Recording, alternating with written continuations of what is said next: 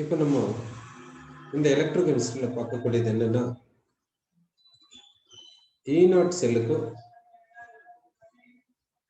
Equilibrium constant Kcக்கும் உள்ள relation என்ன என்று பார்க்க போறோம். இப்போ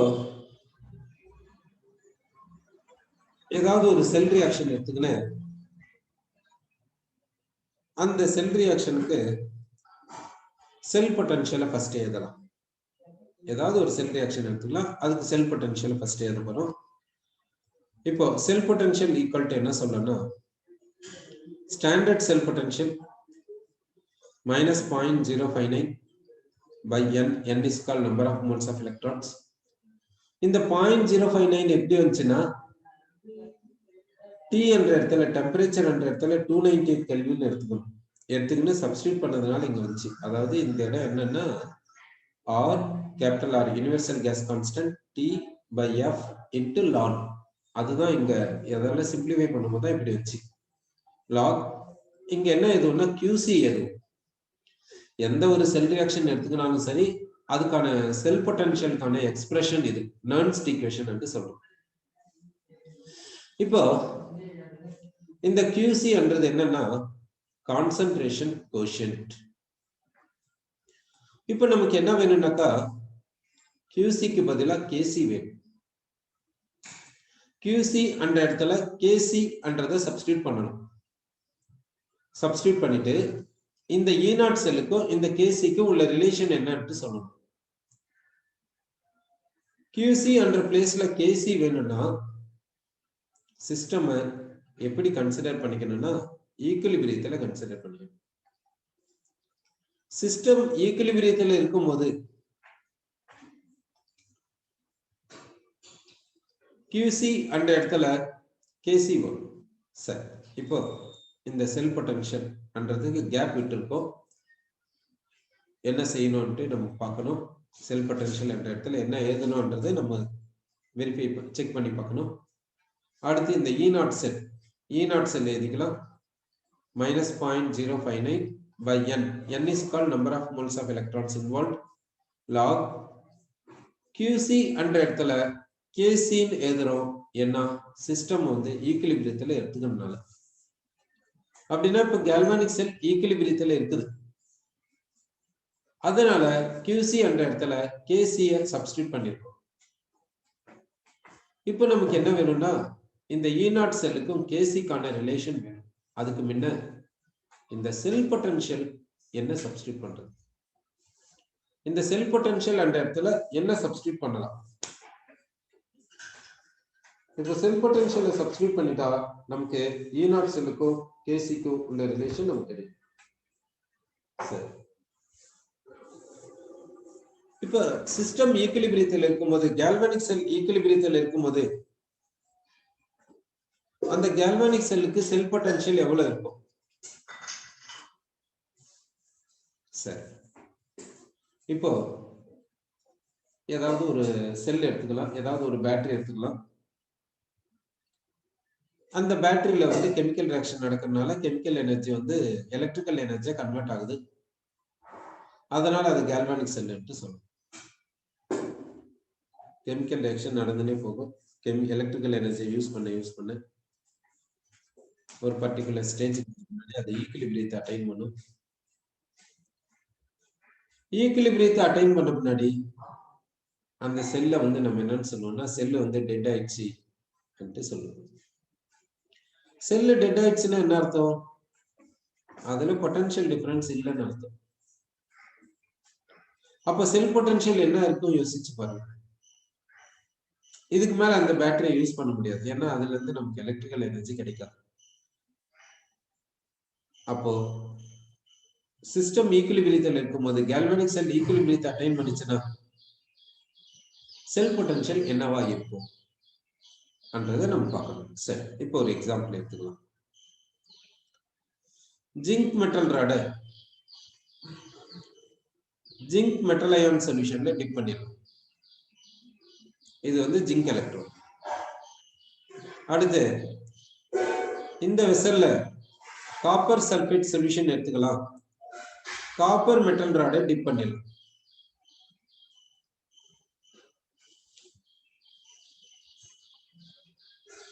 இப்போ இது ஆனோட். இந்த ஆனோடுக்கு ரிடக்ஷன் பொட்டன்ஷியல் இருக்கும், இந்த கேத்தோடுக்கு ரிடக்ஷன் பொட்டன்ஷியல் இருக்கும். இந்த ரிடக்ஷன் பொட்டன்ஷியல் எப்படி இருக்கும்னு பாத்தீங்கன்னா, இது வந்து ஆனோட் அப்படின்னா இங்க ஆக்சிடேஷன் நடக்குது, அப்படின்னா இங்க ரிடக்ஷன் பொட்டன்ஷியல் கம்மியா இருக்கும். இது கேத்தோட் அப்படின்னா இங்க ரிடக்ஷன் நடக்குது, அப்படின்னா இங்க ரிடக்ஷன் பொட்டன்ஷியல் அதிகமா இருக்கும். இந்த எலக்ட்ரோனுடைய ரிடக்ஷன் பொட்டன்ஷியல் இந்த எலக்ட்ரோட விட அதிகமா இருக்கிறதுனாலதான் இது ரிடக்ஷனுக்கு போகுது.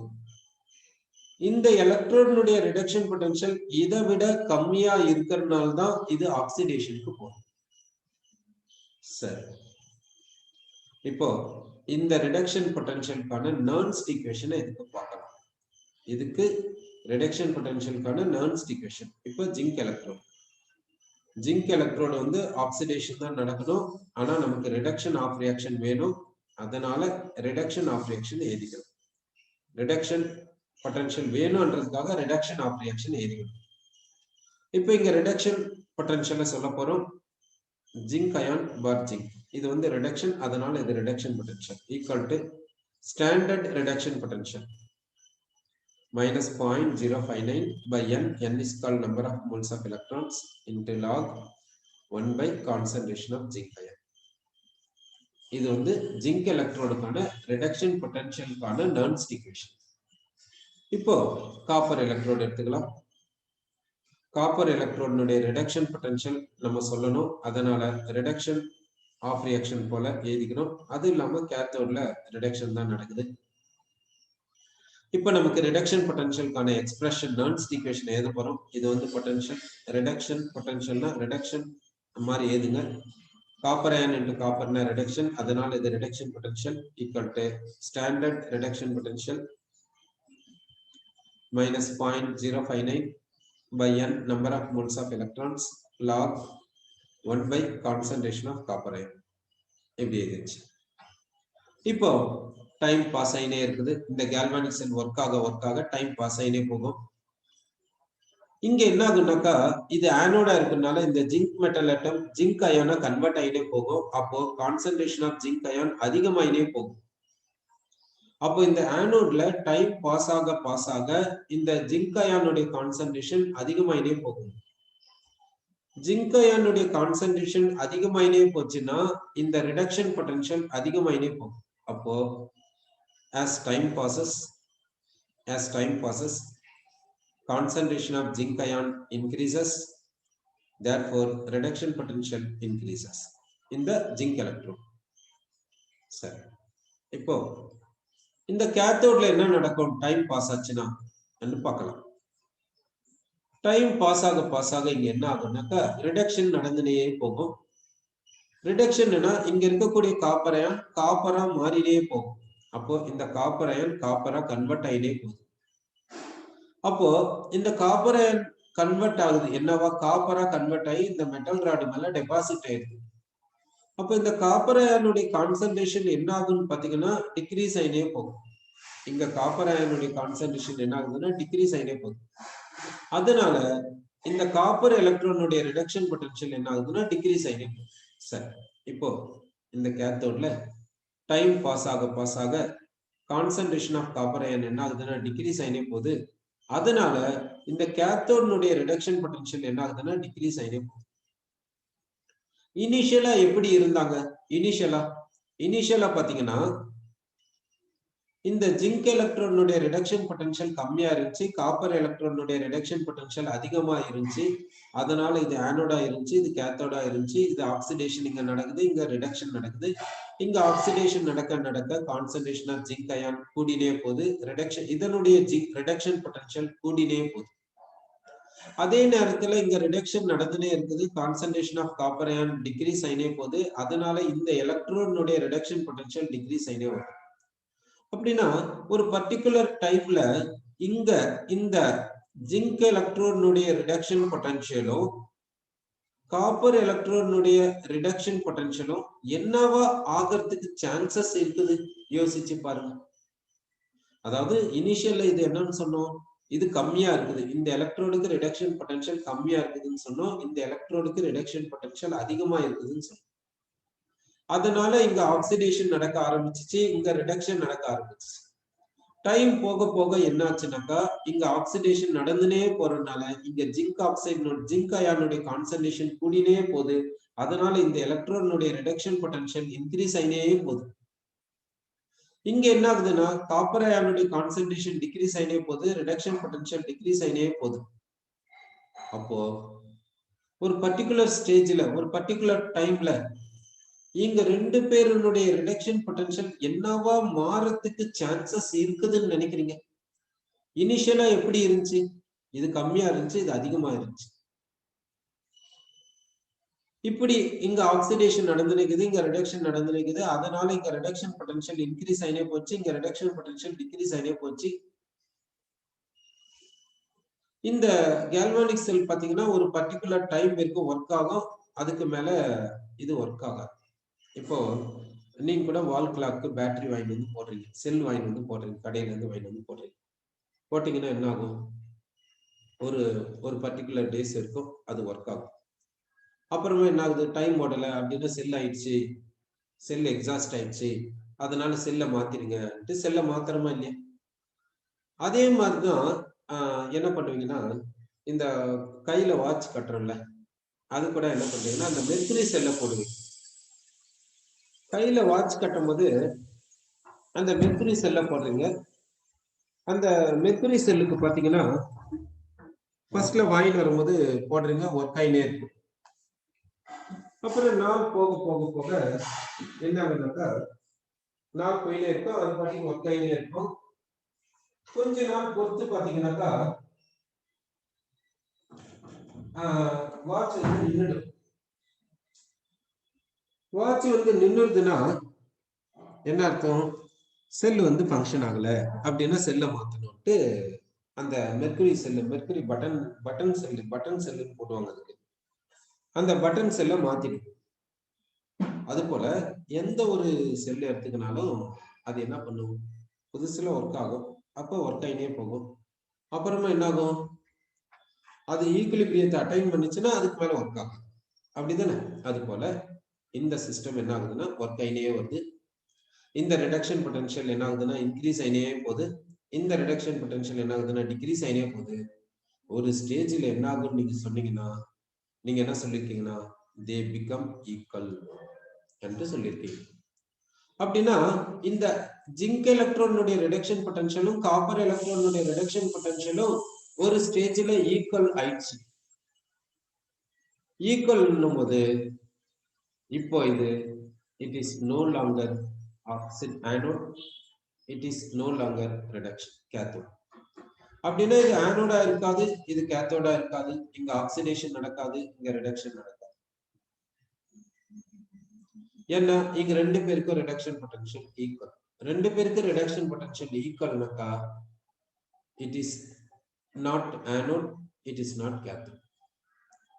அது மாதிரி ஆயிடுச்சு. அப்படின்னா இங்க நெட் ஆஃப் ரியாக்ஷன் ஆக்சிடேஷன் கிடையாது, இங்க நெட் ஆஃப் ரியாக்ஷன் ரிடக்ஷன் கிடையாது.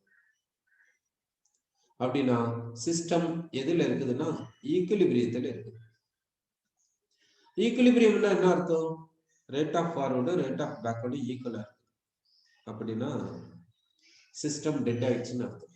டெட் ஆயிடுச்சுன்னா என்ன அர்த்தம்னா ஈக்குலிபிரியத்துல இருக்குதுன்னா நெட் வந்து என்னன்னா net says that it is not anode, it is not cathode. அப்போ செல் ஃபங்க்ஷன் ஆகாது. செல் ஃபங்க்ஷன் ஆகாதுன்னாக்கா நமக்கு எலக்ட்ரிக்கல் எனர்ஜி கிடைக்காது. நமக்கு பொட்டன்ஷியல் டிஃபரன்ஸ் இருந்தா தானே எலக்ட்ரிக்கல் எனர்ஜி கிடைக்கும். இங்க எங்க பொட்டன்ஷியல் டிஃபரன்ஸ் இருக்குது? இங்கதான் பொட்டன்ஷியல் டிஃபரன்ஸ் இல்லையே. ஏன்னா ரெண்டு பேருக்கும் ரிடக்ஷன் பொட்டன்ஷியல் சேம் தானே. அப்ப ரெண்டு பேருக்கும் ரிடக்ஷன் பொட்டன்ஷியல் சேம்னா பொட்டன்ஷியல் டிஃபரன்ஸ் எவ்வளவு யோசிச்சு பாருங்க. அப்ப சிஸ்டம் ஈக்குலிபிரியத்தில் இருக்கும்போது இந்த கேல்வானிக் செல்லுக்கான பொட்டன்ஷியல் என்ன? இந்த கேல்வானிக் செல்லுக்கான செல் பொட்டன்ஷியல் என்ன?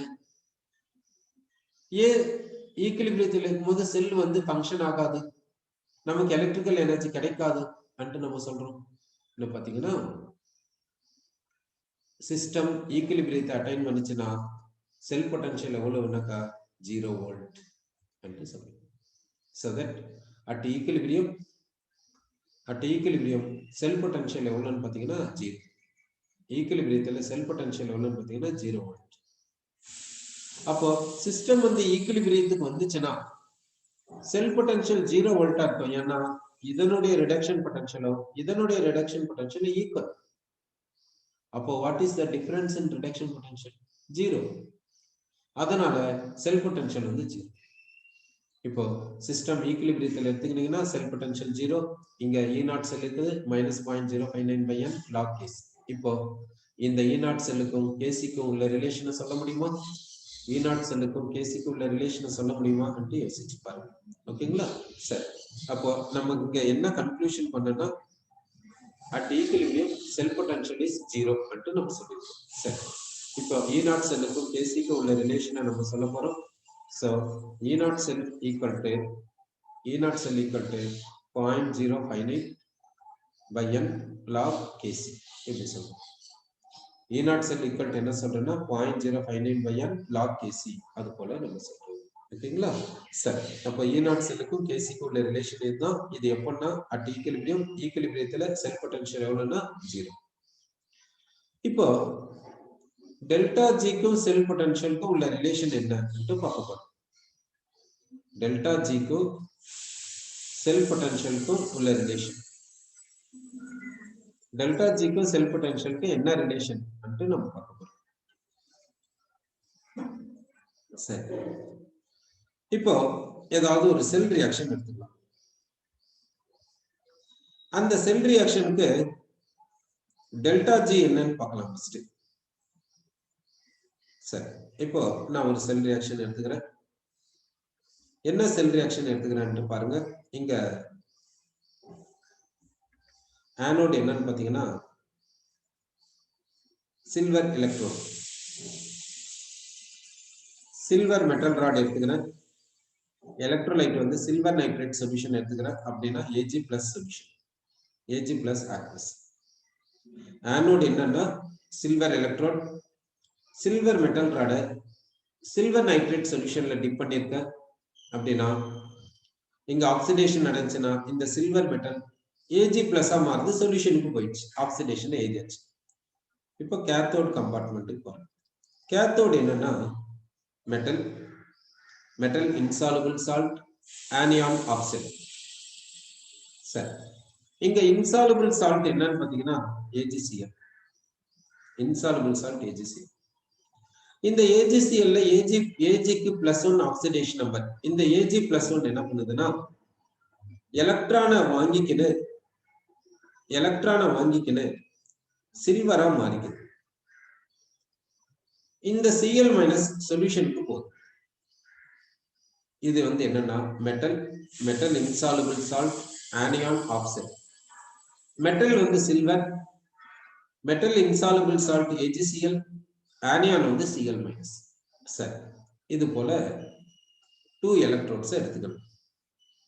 ஒரு எலக்ட்ரோடு என்னன்னா ஆனோட், அங்க சில்வர் மெட்டல் ராட சில்வர் நைட்ரேட் சொல்யூஷன்ல டிப் பண்ணி வச்சிருக்க. கேத்தோடுக்கு என்ன பண்ணனா மெட்டல் இன்சாலுபிள் சால்ட், ஆனியான் ஆக்சைடுல எடுத்துக்கணும். மெட்டல்ல சில்வராகவும், மெட்டல் இன்சாலுபிள் சால்ட் சில்வர் குளோரைடாகவும், ஆனியான் Cl- aqueous சொல்யூஷனாகவும் எடுத்துக்கணும். இப்போ செல் ரியாக்ஷனுக்கு போறேன். இப்போ இந்த செல் ரியாக்ஷன் என்ன பண்றேன்னா எது காமன் டேர்மோ அதை கேன்சல் பண்ணி விட்டுறேன். சில்வர் சாலிட் கேன்சல் பண்ணிடுறேன். அப்போ என்ன கிடைக்குதுன்னா AgCl சாலிட் gives, இது என்னன்னு சொல்றோம்னா Ag+ aqueous, இது என்னன்னு சொல்றோம்னா Cl- aqueous. இப்போ செல் ரியாக்ஷன் எழுதியாச்சு. இப்போ இந்த செல் ரியாக்ஷனுக்கு டெல்டா ஜி வேணும். இந்த செல் ரியாக்ஷனுக்கு டெல்டா ஜி வேணும். சோ டெல்டா ஜிக்கு என்ன செய்யணும் பாருங்க. Delta G for this cell reaction equal to delta G of products minus delta G of reactants. Right side minus left side. Right side என்ன இருக்குதுன்னா delta G nought of Ag+ aqueous இருக்குது plus delta G nought of Cl- aqueous இது வந்து right சைடுல இருக்கக்கூடிய terms. அடுத்து left சைடுல இருக்கக்கூடிய டேர்ம் எழுதணும். லெஃப்ட் சைடுல என்ன இருக்குதுன்னா டெல்டா ஜி AgCl சாலிட் இருக்குது. சரி, இப்போ ரைட் சைடுல இருந்ததை இங்க எழுதிருக்கோம், லெஃப்ட் சைடுல இருந்ததை இங்க எழுதிருக்கோம். சோ இங்க வந்து நம்ம என்ன பண்ணோம்னா இந்த இடத்துல டெல்டா வரக்கூடாது, ஜி மட்டும் எழுதிக்கணும். அதாவது கிவ்ஸ் எனர்ஜி, அதாவது gives energy of Ag plus aqueous, gives energy of Cl minus aqueous minus gives energy of AgCl solid. இந்த டிஃபரன்ஸ் தான் என்னன்னு சொல்றேன்னா delta G of cell reaction என்று சொல்றோம். இப்போ gives energy என்ன? gives energy னா that is nothing but useful energy என்று சொல்றோம். gives energy னா அது என்னன்னு சொல்றோம்னா that is nothing but useful energy என்று சொல்றோம். அப்போ டெல்டா ஜி என்னன்னு சொல்லனா இட் இஸ் யூஸ்ஃபுல் எனர்ஜி என்று நம்ம சொல்றோம். யூஸ்ஃபுல் எனர்ஜினா என்ன? இப்போ ஒரு பேட்டரி எடுத்துக்கிறோம், அதுல கெமிக்கல் ரியாக்ஷன் நடக்குது, அந்த கெமிக்கல் எனர்ஜி என்னவா மாறுது, எலக்ட்ரிக்கல் எனர்ஜியா மாறுது. அந்த எலக்ட்ரிக்கல் எனர்ஜினால நமக்கு லைட் எரியுது. அப்படின்னா யூஸ்ஃபுல் தானே, யூஸ்ஃபுல் ஒர்க் தானே. அப்படின்னா delta G is nothing but useful work. அப்போ டெல்டா ஜி என்னன்னு சொன்னா யூஸ்ஃபுல் ஒர்க்னு சொல்லுவோம். Delta G is equal to useful ஒர்க்னா அதனுடைய வேல்யூ எவ்வளவு இருக்குன்னா மைனஸ் எக்ஸ் இருக்கும். மைனஸ் என்னதான் ஸ்பான்டேனியஸ். இந்த எக்ஸ் அமௌண்ட் ஆஃப் எனர்ஜி வந்து யூஸ்ஃபுல் ஒர்க்காக கன்வெர்ட் ஆயிருக்குது என்று சொல்றோம். டெல்டா ஜி நெகட்டிவா இருந்தா ஸ்பான்டேனியஸ், எவ்வளவு எனர்ஜி இன்வால்வ் வச்சோ அவ்வளவு எனர்ஜி யூஸ்ஃபுல்லா நமக்கு ஏதோ கிடைச்சிருக்குது நம்ம சொல்றோம். யூஸ்ஃபுல் ஒர்க் அப்படின்னு நம்ம சொல்றோம். சரி, அப்படின்னா டெல்டா ஜி என்றது என்னன்னா ஒரு யூஸ்ஃபுல் ஒர்க்கை சொல்லுது என்று நமக்கு தெரியும். சரி, இப்போ டெல்டா ஜி என்னன்றது நமக்கு தெரிஞ்சிருக்கு. இப்போ செல் பொட்டன்ஷியல் என்ன? செல் பொட்டன்ஷியல் வந்து அது இருந்தா தானே நமக்கு எலக்ட்ரிக்கல் எனர்ஜி நமக்கு கிடைக்கும், டிவைஸ்க்கு வரும், அப்பதானே டிவைஸ் ஒர்க் ஆகும். அப்போ செல் பொட்டன்ஷியல்ன்றதும் ஒரு யூஸ்ஃபுல் ஒர்க் தான் நமக்கு. அப்போ ரெண்டுமே யூஸ்ஃபுல் ஒர்க்கை பத்தி தான் சொல்லுது. இப்போ யோசிச்சு பாருங்க, இப்போ டெல்டா ஜி எதை பத்தி சொல்லுது, செல் பொட்டன்ஷியல் எதை பத்தி சொல்லுது அன்று நமக்கு தெரியும். ரெண்டுமே யூஸ்ஃபுல் ஒர்க்கை தான் பத்தி சொல்லுது. இப்ப செல் பொட்டன்ஷியல் அதிகமாக அதிகமாக நமக்கு நல்ல வோல்டேஜ் கிடைக்குது. நல்ல வோல்டேஜ் கிடைச்சிச்சுன்னா அப்ளையன்சஸ் எல்லாம் நல்லா ஒர்க் ஆகும். அப்படின்னா நல்லா ஒர்க் ஆகுதுன்னா நல்ல யூஸ்ஃபுல் ஒர்க் கிடைக்கும். அப்போ டெல்டா ஜி செல் பொட்டன்ஷியலும் எப்படி இருக்குன்னு நினைக்கிறீங்க?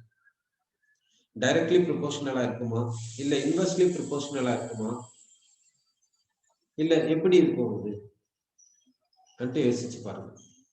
டெல்டா ஜிக்கும் செல் பொட்டன்ஷியலுக்கும் உள்ள ரிலேஷன் என்னவா இருக்கும்?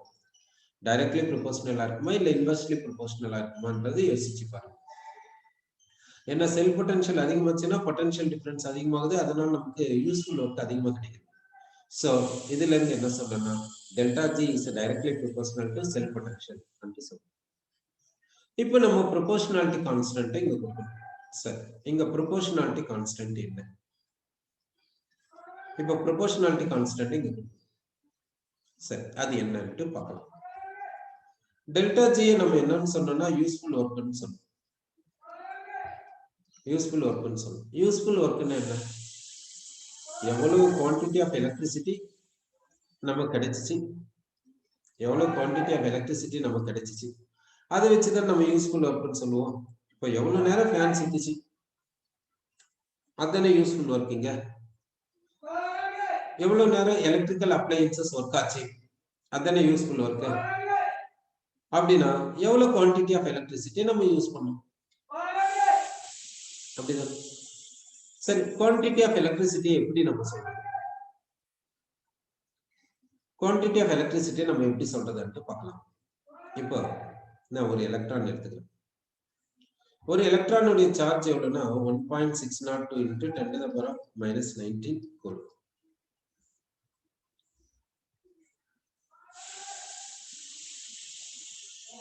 இப்போ 1 mole ஆஃப் எலக்ட்ரான்ஸ் எடுத்துக்கிறேன். 1 mole ஆஃப் எலக்ட்ரான்ஸ்க்கு எவ்வளவு சார்ஜ் வேணும், எவ்வளவு சார்ஜ்னு பார்க்கிறேன். ஒரு எலக்ட்ரானுக்கு சார்ஜ் எவ்வளவு, ஆக்சுவல் சார்ஜ். சரி, எலக்ட்ரானுக்கு -1 தானே சொல்லுவோம். இங்க ஏன் 1.602 into 10 power minus 19 கூலும்னு சொன்னீங்க? எலக்ட்ரானிக் சார்ஜ் வந்து -1 எப்பன்னா அது ரிலேட்டிவ் சார்ஜ் தான் -1ன்னு சொல்லுவோம். ஆக்சுவல் சார்ஜ் எவ்வளவுன்னா 1.602 into 10 power minus 19 கூலும். இது எப்படி கண்டுபிடிச்சாங்கன்னா மில்லிகன்ஸ் ஆயில் டிராப் எக்ஸ்பெரிமெண்ட் மூலமா கண்டுபிடிச்சாங்க.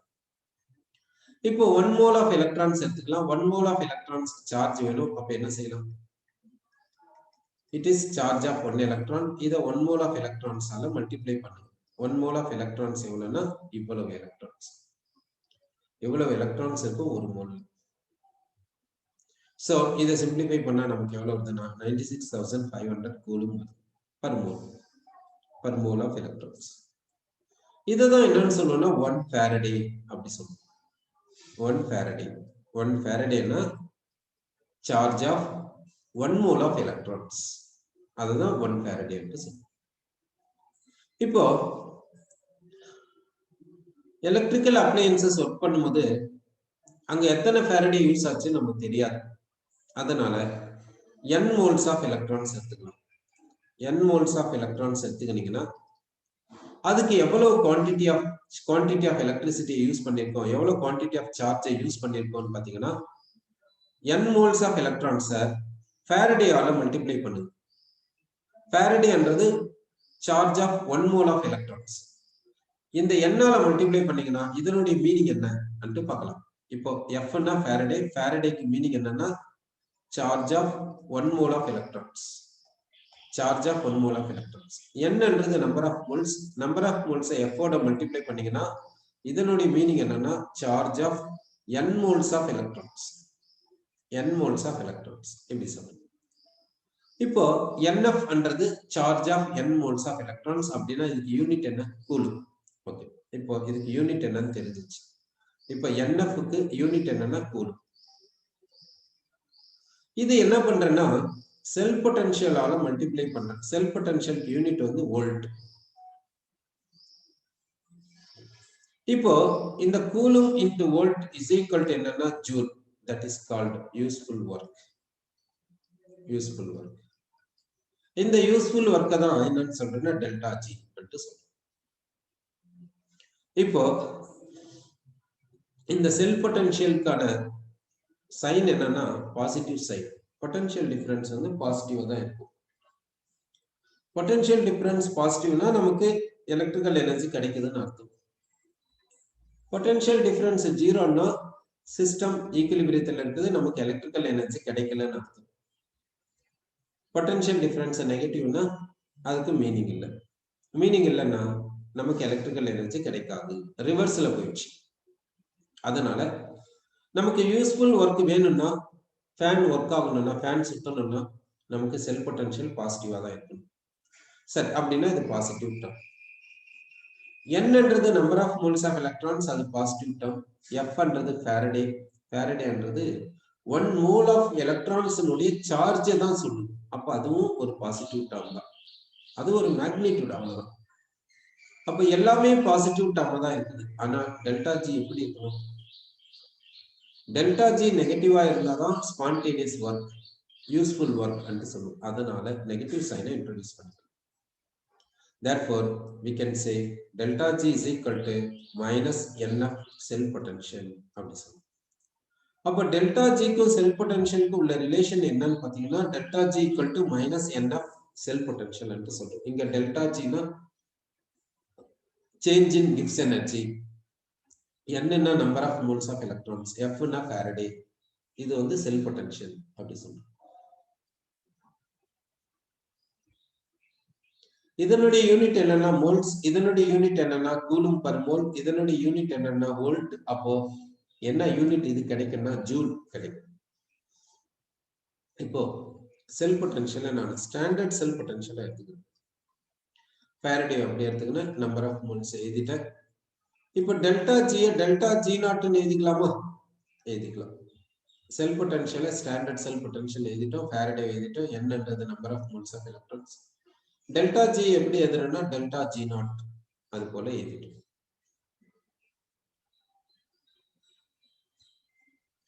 சரி, இப்ப டெல்டா ஜி நாட்டுக்கும் ஸ்டாண்டர்ட் செல் பொட்டன்ஷியலுக்கும் உள்ள ரிலேஷன் என்னன்றது நமக்கு தெரிஞ்சிச்சு. டெல்டா ஜி நாட்டுக்கும் ஸ்டாண்டர்ட் செல் பொட்டன்ஷியலுக்கு உள்ள ரிலேஷன் நமக்கு தெரியும். ஓகே, அடுத்து நம்ம பார்க்கக்கூடியது என்னன்னா டெல்டா ஜி நாட்டுக்கும் கேசிக்கும் உள்ள ரிலேஷன் என்ன அன்ட்டு நம்ம பார்க்க போறோம். டெல்டா ஜி நாட்டுக்கும் கேசிக்கும் உள்ள ரிலேஷன் என்னன்ட்டு நம்ம பார்க்கணும். சரி, இப்போ இந்த ரிலேஷன் எடுத்துக்கலாம். Delta G not equal to minus என்ன இ நாட் செல் எடுத்துக்கலாம். ஏற்கனவே இ நாட் செல்லுக்கும் கேசிக்கும் உள்ள ரிலேஷனை நம்ம பார்த்துருக்கோம். இ நாட் செல்லுக்கும் கேசிக்கும் உள்ள ரிலேஷனை பார்த்துருக்கோம். அந்த ரிலேஷனை இங்க சப்ஸ்டிட்யூட் பண்ணுங்க. Okay, so delta G not equal to minus என்ன. இப்போ இ நாட் செல்லுக்கும் கேசிக்கும் உள்ள ரிலேஷனை நம்ம என்னன்னு பார்த்துருக்கோம் நம்ம ஒரு முறை செக் பண்ணிக்கலாம். இப்போ இ நாட் செல்லுக்கும் கேசிக்கு ஆன உள்ள ரிலேஷன் அதை இங்க நம்ம சொல்லிருக்கோம். இ நாட் செல்லுக்கும் கேசிக்கான ரிலேஷன். இப்போ இந்த 0.059 எப்படி வந்துச்சு என்று பார்க்கலாம்.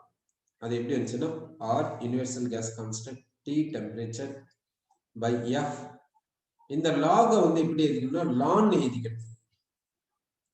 இந்த 0.059 is nothing but RTF by ln. இந்த ln எழுதிக்கணும். இந்த ln log to the base 10 மாத்திக்கணும். இங்க R க்கு 8.31 per joule per Kelvin per mole ன்னு சப்ஸ்டிட்யூட் பண்ணிக்கணும். டெம்பரேச்சர் 298 கெல்வின் சப்ஸ்டிட்யூட் பண்ணிக்கோங்க. ஃபாரடே 96500 கூலிங் சப்ஸ்டிட்யூட் பண்ணிக்கிறீங்கன்னா 0.059. சோ இந்த 0.059 எப்படி வந்துச்சுன்னா R என்ற இடத்துல 8.314 joule per Kelvin per mole substitute பண்றோம். T என்ற இடத்துல 298 கெல்வின் சப்ஸ்டிட்யூட் பண்றோம். F என்ற இடத்துல 96500 கூலிங் சப்ஸ்டிட்யூட் பண்றோம். இது ln அப்படின்னா log to the base e. இந்த log to the base e base 10 மாத்துங்க. அப்படி மாத்திட்டீங்கன்னா மாத்துங்க, சப்ஸ்டிட்யூட் பண்ணுங்க, 0.059 வரும். அடுத்து இந்த n is called number of moles of electrons. இந்த கேஸ் அப்போ என்ன சொல்லணும்னா E naught cell equal to RT by NF ln Kc அப்படி சொல்லலாம். சரி, இப்போ E naught கான ரிலேஷன் நமக்கு கிடைச்சிருக்கு. அப்ப E naught cell equal to என்ன சொல்லலாம்னாக்கா E naught cell அந்த இடத்துல என்ன ரிலேஷனை சொல்லலாம்னாக்கா RT by NF ln Kc இப்படி சொல்லலாம். E naught செல்லுக்கான ரிலேஷனை இங்க சப்ஸ்டிட்யூட் பண்ணிக்கலாம். இப்போ என்ன கேன்சல் ஆகும்னு யோசிச்சு பாருங்க, கேன்சல் பண்ணுங்க. கேன்சல் பண்ணிட்டு என்ன வரும்னு பாருங்க. இப்போ NF கேன்சல் பண்ணிக்கலாம். So we will get delta G naught equal to minus RT ln Kc இப்படி எழுதிக்கலாம். இந்த ln என்றது log to the base e.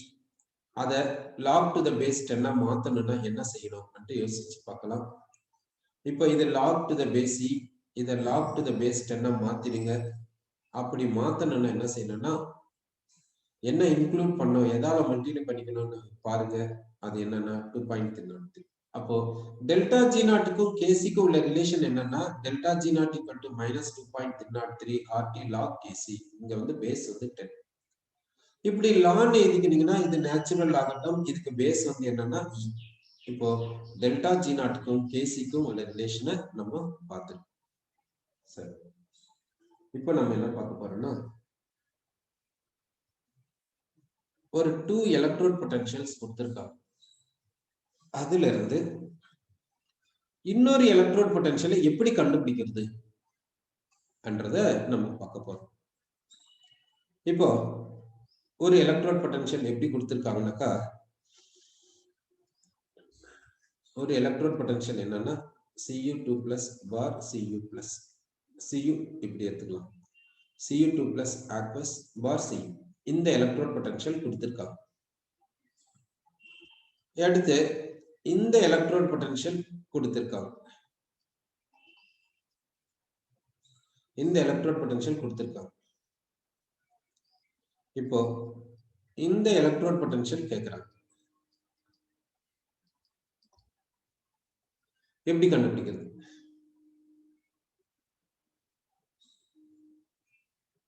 எப்படி கண்டுபிடிக்கிறதுன்றத பார்க்கலாம் இப்போ. சரி, இந்த Cu2+ பாத்தீங்கன்னா soluble in water. ஆனா Cu+ பாத்தீங்கன்னா மோஸ்ட்லி எப்படி இருக்குன்னா insoluble in water தான் இருக்கு Cu+. Cu plus மோஸ்ட்லி எப்படி இருக்குன்னா இன்சாலுபிள் இன் வாட்டர் தான் இருக்கும். சரி, இப்போ Cu2 plus bar Cu இதுக்கான பொட்டன்ஷியல் கொடுத்தாச்சு, டாட்டா கொடுத்துட்டாங்க. Cu plus bar Cu இதுக்கான டாட்டாவும் கொடுத்தாச்சு. இப்போ Cu2 plus bar Cu plus இந்த டாட்டா வேணும். இந்த டாட்டா கண்டுபிடிக்கணும். எப்படி கண்டுபிடிக்கிறதுன்றதை பார்க்கலாம். இப்போ இதுக்கான ஆஃப் ரியாக்ஷனை ஃபர்ஸ்ட் எழுதலாம். இது என்ன? Cu2 plus Cuo மாறுது அப்படின்னா ரிடக்ஷன். சரி, அப்போ ரிடக்ஷன் ஆஃப் ரியாக்ஷன் எழுதலாம். Cu2 plus takes 2 electrons gives C. இதுக்கான பொட்டன்ஷியல் தெரியும். இதுக்கான பொட்டன்ஷியல் தெரியும். இப்போ இதை எடுத்துக்கலாம். இங்க என்ன ஆகுது? Cu plus Cuo மாறுது. ஓகே, இந்த Cu plus ஒரு எலக்ட்ரான் எடுத்துக்கின்னு என்னவா மாறுதுன்னா Cuo மாறுது. இதுக்கான E0 தெரியும், கொடுத்தாச்சு. இப்போ இந்த ஆஃப் ரியாக்ஷன் எடுத்துக்கலாம். Cu2 plus Cu plus மாறுது. Cu2 plus ஒரு எலக்ட்ரான் எடுத்துக்கின்னு Cu plus மாறுது. இதுக்கான E0 வேணும். இதுதான் கொஸ்டின். இதை கண்டுபிடிக்க சொல்லியிருக்காங்க. இப்போ இந்த இதுக்கான E0 தெரியும், இதுக்கான E0 தெரியும், இதுக்கான E0 வேணும்னா இத ரெண்டுத்தையும் யூஸ் பண்ணி இதனுடைய E0 கண்டுபிடிக்கணும்னு அர்த்தம். இதுக்கு E0 கொடுத்தாச்சு, இதுக்கு E0 கொடுத்தாச்சு, இதுக்கு E0 வேணும்னா இந்த E0 யூஸ் பண்ணி இந்த E0 கண்டுபிடிங்க. அப்படின்னா இந்த ஆஃப் ரியாக்ஷன் இந்த ஆஃப் ரியாக்ஷன் என்ன பண்ணா இந்த ஆஃப் ரியாக்ஷன் வரும்னு நினைக்கிறீங்க? யோசிச்சு பாருங்க. இந்த ஆஃப் ரியாக்ஷனுக்கான E0 தெரியும், இந்த ஆஃப் ரியாக்ஷனுக்கான E0 தெரியும், இந்த ஆஃப் ரியாக்ஷனுக்கான E0 வேணும்னா இந்த 2 ஆஃப் ரியாக்ஷன்ஸ் என்ன பண்ணலாம்? என்ன பண்ணா நமக்கு இந்த ஆஃப் ரியாக்ஷன் வரும் அன்ட்டு பாத்தீங்கன்னா, இந்த ஆஃப் ரியாக்ஷன் அப்படியே எடுத்துக்கோங்க, இந்த ஆஃப் ரியாக்ஷனை ரிவர்ஸ் பண்ணிடுங்க. சார் இதை ரிவர்ஸ் பண்ணலாம், இதை ரிவர்ஸ் பண்ணணும்னு சொல்லியிருக்கீங்க. ஓகே, ரிவர்ஸ் பண்ணணும். அப்போ இதை ரிவர்ஸ் பண்ணா இந்த சால்ட் காப்பரும் இந்த காப்பரும் கேன்சல் ஆயிடும். சோ இந்த Cu2 plus லெஃப்ட் சைட்ல இருக்கும், இங்க 2 எலக்ட்ரான்ஸ், இங்க ஒரு எலக்ட்ரான் கேன்சல் ஆச்சுன்னா ஒரு எலக்ட்ரான் தான் இருக்கும். இந்த Cu plus ரைட் சைட்ல இருக்கும்.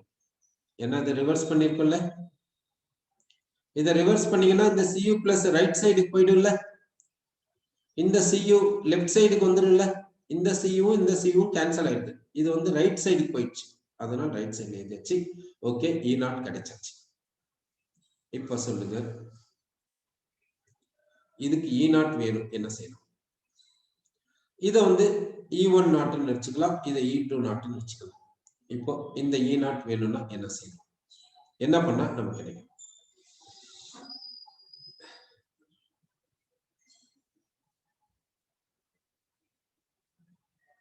இத பிளஸ் எக்ஸ் வோல்ட்னு எடுத்துக்கோங்க, இத பிளஸ் ஒய் வோல்ட்னு எடுத்துக்கோங்க. இது வந்து எக்ஸ் வோல்ட், இது வந்து ஒய் வோல்ட். இதுக்கு எவ்வளவுனா எக்ஸ் வோல்ட் சொல்லியாச்சு, இதுக்கு எவ்வளவுனா ஒய் வோல்ட். ஆனா ரிவர்ஸ் பண்ணிருக்கோம், அதனால மைனஸ் ஒய் வோல்ட். கரெக்டா? Minus y volt. இப்போ